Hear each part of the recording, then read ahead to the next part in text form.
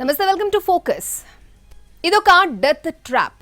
ఒక పట్టణాన్ని జల సమాధి చేసే భూమాయ, పక్కా రియల్ ఎస్టేట్ వ్యాపారం. అంతా బహిరంగ రహస్యమే. తేడా వస్తే ఏకంగా జిల్లా కేంద్రం, 5 లక్షల మంది జనం, 100 ఎకరాలు నట్టిట మునిగిపోతాయి. అయినా తిలాపాపం తలా పిడికడు అన్నట్టు నిబంధనలకు నీళ్లొదిలి భారీ భూమాఫియాకు తెగబడ్డారు. అనకాపల్లి అవఖండనంను మింగేస్తున్న రియల్ స్కెచ్, దాని పర్యవసానాలపై స్పెషల్ ఫోకస్. అది భూమైతే చాలు, మిగతావేమీ అక్కర్లేదు. ఎంతమంది మునిగినా, ఊరంతా ఊడ్చిపెట్టుకుపోయినా, ప్రకృతి వనరులు దెబ్బతిన్నా పట్టింపు లేదు. అధికారుల నిర్లక్ష్యమే అండదండలుగా అనకాపల్లి అవఖండనంపై రియల్ గద్దలు వాలాయి. నిషేధిత భూముల జోలికెళ్తే అందరం జల సమాధి అవడం ఖాయమని ప్రజా సంఘాలు నెత్తి నోరు మొత్తుకుంటున్నా, అటు అధికారులు, ఇటు రియల్ ఎస్టేట్ వ్యాపారులు పెడచెవన పెడుతున్నారు. ఉమ్మడి విశాఖ జిల్లాలో అనకాపల్లి ప్రముఖ వ్యాపార వాణిజ్య కేంద్రం. ఇక్కడ ఉన్న బెల్లం మార్కెట్ దేశంలోనే 2వ పెద్దదిగా గుర్తింపు పొందింది. వాణిజ్య పంటలకు కేర్ ఆఫ్ అడ్రస్ అయిన ఈ ప్రాంతం విశాఖ నగరంతో సమానంగా అభివృద్ధి చెందుతోంది. నగర విస్తరణ కారణంగా అనకాపల్లి గ్రేటర్ పరిధిలోకి చేరింది. ఇక రియల్ ఎస్టేట్ వ్యాపారులకు ఇంతకు మించి ఏం కావాలి? రియల్ వ్యాపారానికి రెక్కలు తొడిగారు. అటు విశాఖ నగరానికి, ఇటు పరవాడ, అచ్యుతాపురం ప్రత్యేక ఆర్థిక మండళ్లకు దగ్గరగా ఉండటంతో ఇక్కడి భూములకు డిమాండ్ పెరిగింది. గత వైసీపీ ప్రభుత్వం అనకాపల్లిని జిల్లా కేంద్రంగా చేయటంతో విశాఖ కంటే ఇప్పుడు ఇక్కడే స్థిరాస్తి వ్యాపారానికి ఎక్కువ క్రేజ్ వచ్చింది. ఈ పరిస్థితిని, ఇక్కడి భూముల డిమాండ్ను 15 ఏళ్ల క్రితమే గుర్తించింది హైదరాబాద్కు చెందిన రియల్ ఎస్టేట్ సంస్థ అర్నావ్. అనకాపల్లి జాతీయ రహదారిని ఆనుకుని 80 ఎకరాలలో లేఅవుట్ కోసం దరఖాస్తు చేసుకుంది. స్టీల్ ప్లాంట్ ఉద్యోగులకు తక్కువ ధరలకే డెవలప్ చేసిన ప్లాట్లందిస్తామని ముందుకొచ్చింది. సెంటు భూమి ₹1,00,000 ఆఫర్ పెట్టడంతో భారీ డిమాండ్ ఏర్పడింది. 100 మంది ఇక్కడ పెట్టుబడులు పెట్టేందుకు ముందుకు రావడంతో లేఅవుట్ నిర్మాణ పనులు ప్రారంభమయ్యాయి. విశాఖ, రాజమండ్రి జాతీయ రహదారిని ఆనుకుని అనకాపల్లి బైపాస్ దగ్గర భవ్యశ్రీ డెవలపర్స్ 180 ఎకరాల లేఅవుట్ అభివృద్ధి చేస్తోంది. అత్యాధునిక సౌకర్యాలు, హంగు, ఆర్భాటాలంటూ ప్రమోషన్ కూడా ఓ రేంజ్లో అయింది. ఈ భూములన్నీ జిరాయితీవే. స్థానిక రైతులు వీటిని విక్రయించగా కొనుగోలు చేసి డెవలప్ చేస్తున్నవే. ఇందులో ఎవరికీ ఎలాంటి అనుమానమూ లేదు. బయట నుంచి చూస్తే అంతా సక్రమంగానే కనిపిస్తుంది. కానీ ఇక్కడ కంటికి కనిపించని ఉల్లంఘనలు అనకాపల్లి పట్టణానికే ముప్పు తెచ్చిపెడుతున్నాయి. ప్రస్తుతం జరుగుతున్న లేఅవుట్ పనులు అనకాపల్లి అవఖండం భూములను ఆనుకుని ఉన్నాయి. ఒక విధంగా చెప్పాలంటే అవగర్భంలో జరుగుతున్నాయి. లోతట్టు ప్రాంతాలు, వ్యవసాయానికి అనుకూలమైన భూముల్లో అక్రమ లేఅవుట్లు వేస్తున్నారు. వ్యవసాయ భూములను కొనుగోలు చేసి వాటిని ఇళ్ల స్థలాలుగా మార్చేస్తున్నారు. పంచాయతీ, రెవెన్యూ, విఎంఆర్డీఏ అనుమతులు లేకుండానే భూమిని చదును చేసి ప్లాట్లుగా మారుస్తున్నారన్న ఆరోపణలు ఉన్నాయి. నిషేధిత భూములను ఆనుకుని జరుగుతున్న ఈ దందా వల్ల అనకాపల్లి జలసమాధవుతుందా అన్న భయం వెంటాడుతోంది. సహజ నీటి ప్రవాహాలకు ఎదురెళ్లితే ఏమవుతుంది అన్నది గత అనుభవాలు చాలానే ఉన్నాయి. అయినా గుణపాఠాలు మాత్రం నేర్చుకోవడం లేదు. రియల్ వ్యాపారులు నిషేధిత భూముల్లో ఎడాపెడా లేఅవుట్లు వేస్తుంటే అధికారులు నామ్కే వాస్తు నోటీసులు ఇచ్చి ఊరుకుంటున్నారు. దీని పర్యవసానాలు తెలిసి కూడా చేతులెత్తేస్తున్నారంటే భూమాయ ఏ రేంజ్లో ఉందో అర్థం చేసుకోవచ్చు. అనకాపల్లి సౌత్ 2గా రెవెన్యూ రికార్డుల్లో నమోదైన భూముల్లో శాశ్వత నిర్మాణాలకు అనుమతి ఉండదు. కారణం, ఇవన్నీ సహజమైన జలవనరులు కలిగిన ప్రాంతాలు కావటమే. అవఖండం అనేది సుమారు 350 ఎకరాల విస్తీర్ణంలో ఉన్న చిన్నపాటి మంచినీటి సరస్సు. ఇక్కడ భూముల వాస్తవ స్థితిని మార్చటం కానీ, సహజ నీటి ప్రవాహాలకు ఆటంకం కలిగించి మళ్లించటం కానీ నిషేధం. ఏమాత్రం ఇక్కడి సహజత్వానికి భిన్నంగా వ్యవహరించినా అది జనజీవనాన్ని అస్తవ్యస్తం చేస్తుంది అనటంలో అనుమానమే లేదు. ఎగువ నుంచి 11 నీటి ప్రవాహాలు వస్తుంటాయి. వీటికి అడ్డంకులు సృష్టించడమంటే కష్టాలను కోరి తెచ్చుకోవటమే. భౌగోళికంగా సెన్సిటివ్ జోన్గా గుర్తించిన ప్రాంతంలో ఇప్పుడు భారీ లేఅవుట్ రూపొందుతోంది.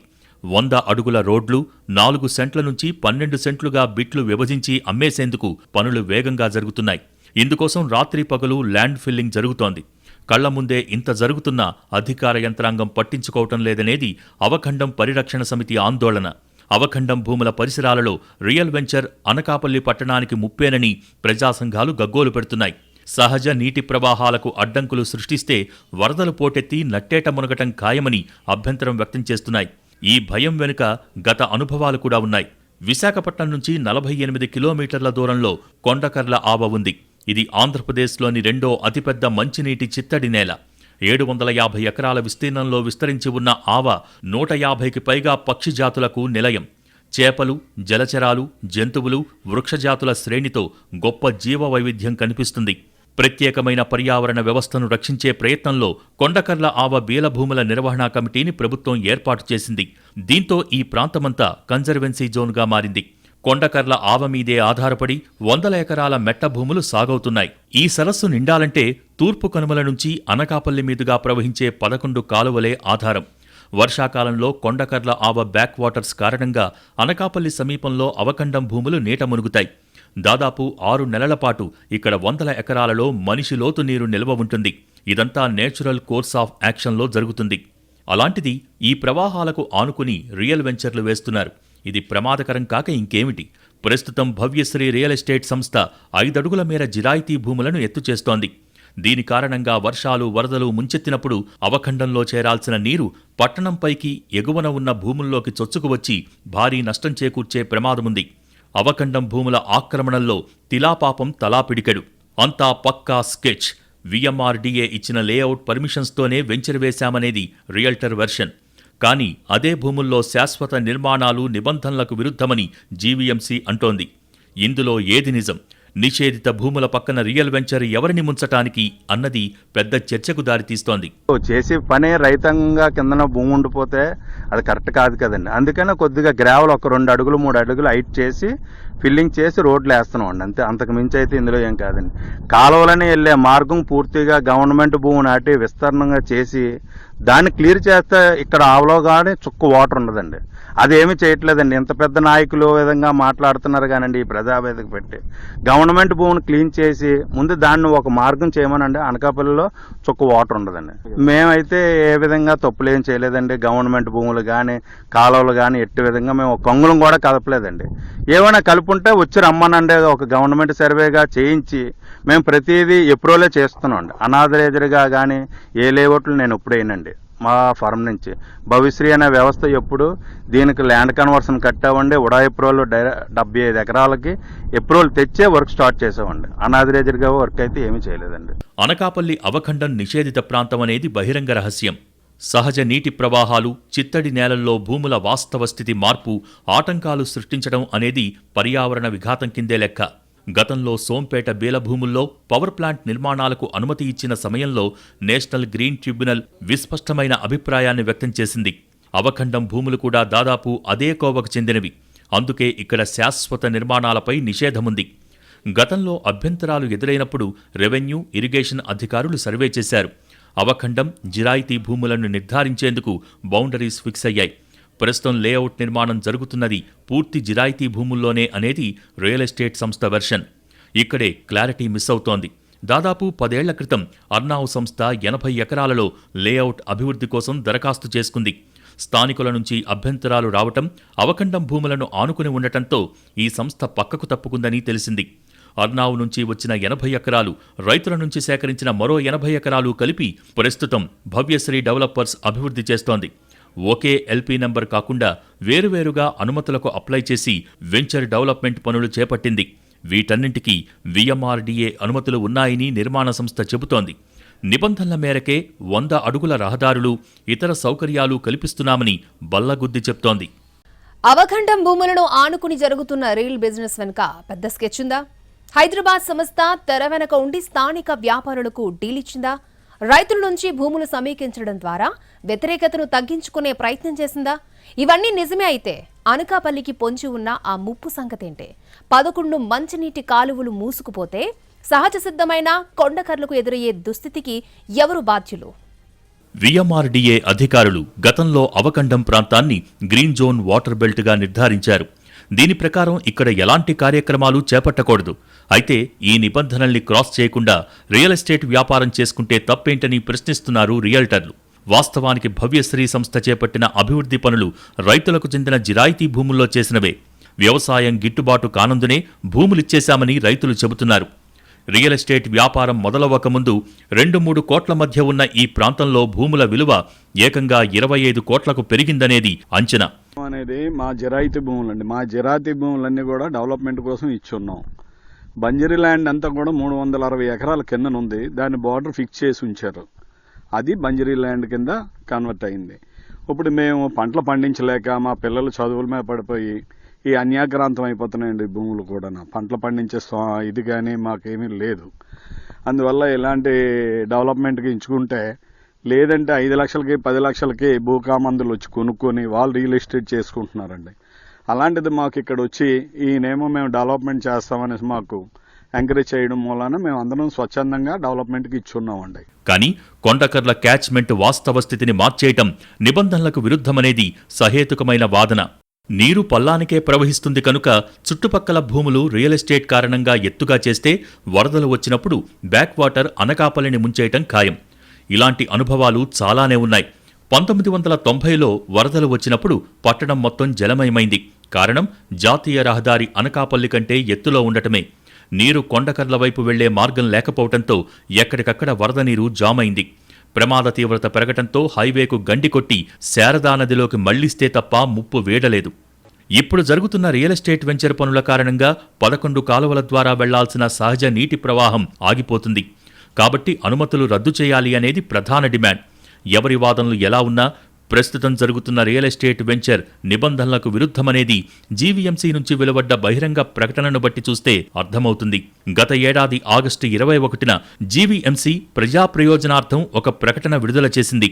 దీని ప్రకారం సర్వే నెంబర్ 1392/P 1406/P నుంచి 1411/P వరకు మళ్లీ 1414/P పరిధిలోకి వస్తున్న సుమారు 24 ఎకరాల విస్తీర్ణంలో ఎటువంటి పనులకు అనుమతులు లేవని ప్రకటించింది.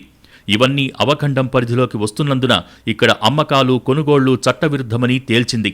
ఎటువంటి భవన నిర్మాణాలకు అనుమతులు లభించవని హెచ్చరించింది. కన్స్ట్రక్షన్ చేసేటప్పుడు 2011 నేషనల్ గ్రీన్ ట్రిబ్యునల్ జడ్జిమెంట్ ప్రకారం ఎటువంటి అనుమతులు ఇవ్వకూడదు. దాని ప్రకారమే మన జీవీఎంసీ వారు 2023, 2024లో ఒక ప్రకటన కూడా ఇచ్చారు. ఇక్కడ ఎటువంటి అనుమతులు కూడా మేము ఇవ్వలేదు, ఎటువంటి నిర్మాణాలు జరగడానికి మేము అనుమతులు ఇవ్వలేదు కాబట్టి అది ఇల్లీగల్గా జరుగుతున్నాయని సాక్షాత్తు జీవీఎంసీ వారు ఇచ్చిన పేపర్ ప్రకటన మన ముందుంది. ఇంకో విషయం ఏంటంటే, మీరు గతంలోకి వెళ్ళి చూసినట్లయితే అనకాపల్లిలో మొన్న జరిగిన తుఫాను ప్రభావం కంటే అంతగాని పెద్ద తుఫాను వచ్చినప్పుడు కూడా ఎప్పుడు కూడా ఈ పరివాహక ప్రాంతంలో పొలాలు మునిగిపోయిన సందర్భాలు లేవు.